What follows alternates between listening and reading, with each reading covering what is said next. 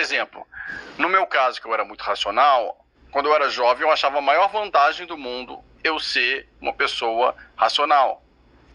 Só que depois eu comecei a me tornar uma pessoa muito infeliz, porque o universo não era racional, do tipo, fiz isso, logo vai acontecer isso.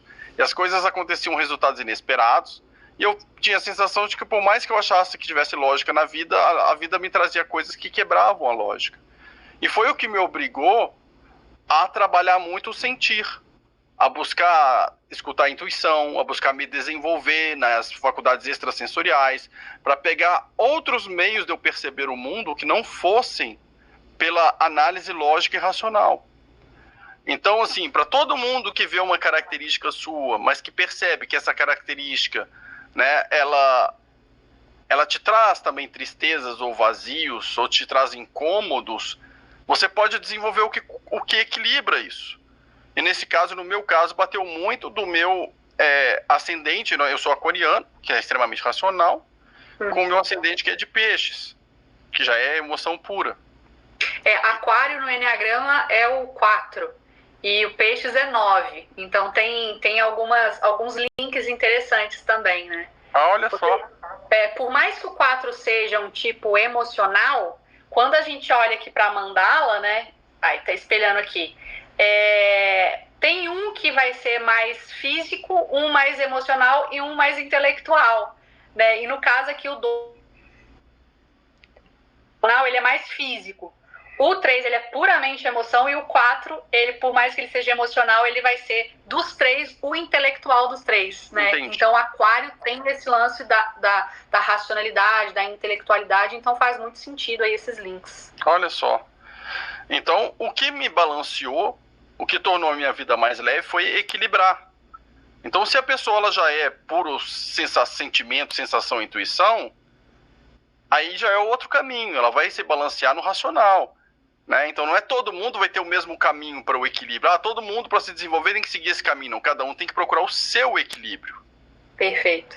E uma das coisas assim que eu mais trago, eu atendo muito psicólogo, sabe, Otávio? Porque as linhas da psicologia freudiana, junguiana, acaba levando todas as pessoas para o mesmo caminho de desenvolvimento, né? E o Enneagrama não. O Enneagrama entende que um tipo 4, ele precisa ir para o corpo.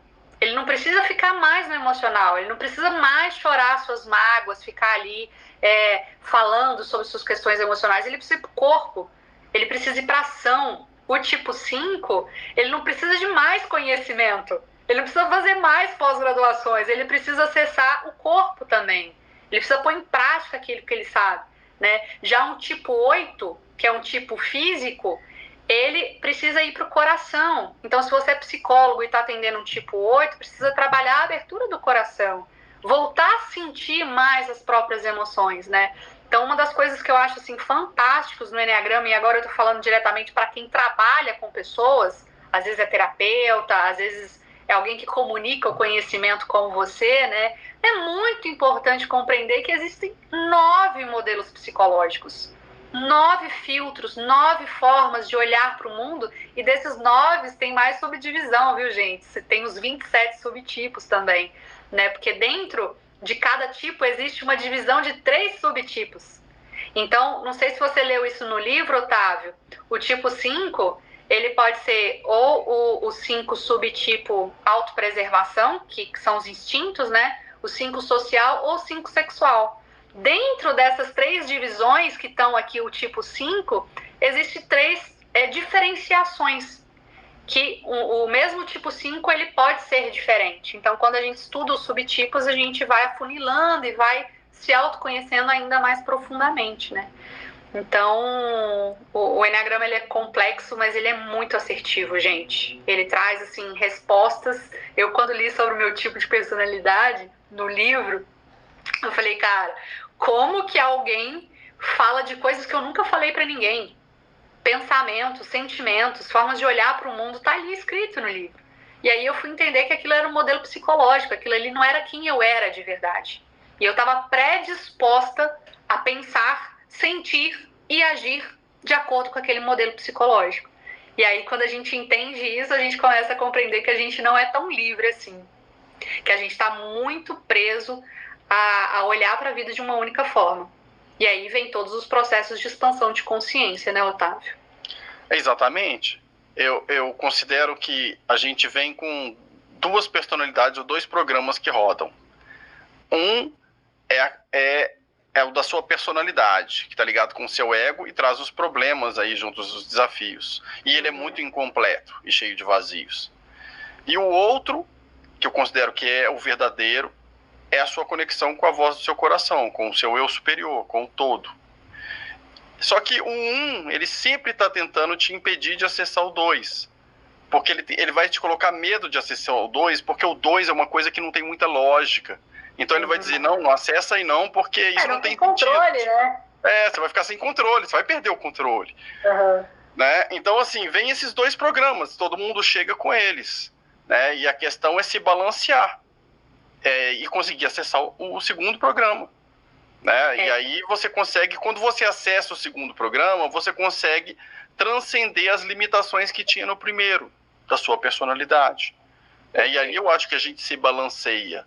Né? E que cada um vai se balancear de maneira diferente, porque o programa de cada um é de cada um. É diferente. E agora a gente está entendendo que é muito individual, né? Aqui em casa, Otávio, eu perdi meu pai, né? De acidente de carro tem 10 anos, mas eram 5. E os 5 com personalidades diferentes. Então, eu sou uma 4, o meu pai era um 3, o meu irmão mais velho é um 1, o outro é 9 e minha mãe é um 7. Então, assim, meus irmãos lá no centro físico, minha mãe no mental e eu e o meu pai no emocional, né? Então, assim, pessoas completamente diferentes. E uma coisa, assim, minha mãe fez o Enneagrama também, né? E a primeira coisa que ela pensou foi, cara, tem 3 filhos criados pelos mesmos pais, com os mesmos valores, mas completamente diferentes. Numa mesma situação, eu reajo de um jeito, os meus irmãos reagem de uma outra forma completamente diferente, assim. E isso é o mais fantástico quando a gente expande a nossa consciência a partir do conhecimento do Enneagrama. A gente para de medir o outro com a nossa régua.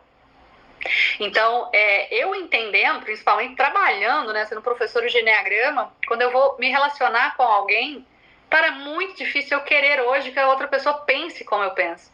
Ou sinta como eu sinto. Muito pelo contrário. Então, o Enneagrama ajuda muito nas relações. Que a gente para de projetar no outro e achar que o outro vai ter o mesmo modus operandi, esse modelo, né, esse programa que você falou, igual ao nosso. Não vai ter. Totalmente diferente, né? Então, o ganho de consciência, de compaixão por si, pelo outro, é fora do comum, gente. É fantástico mesmo, sabe? Sou suspeita para falar. Mas você é a prova do resultado. Gente, isso é a vida do dimensional, né, Otávio? Você só tá onde você tá falando com propriedade porque você viveu isso.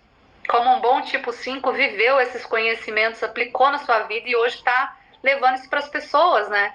Então a gente só tem propriedade para ensinar alguma coisa que a gente já viveu, né? A gente leva o outro até onde a gente chegou com a gente mesmo, né? Então, só gratidão aí pela vida, apesar de que a vida de tipo 4, não sei quem tá se identificando aí com 4, gente, é uma vida sofrida, viu? Tem professor de Enneagrama que chama o tipo 4 de sofrência. Ai, não é fácil não, mas a gente aprende, né? E a gente aprende a sair do sofrimento também, a desapegar do sofrimento, né? Então é fantástico. Gente, eu tô vendo que muita gente tá pedindo aí os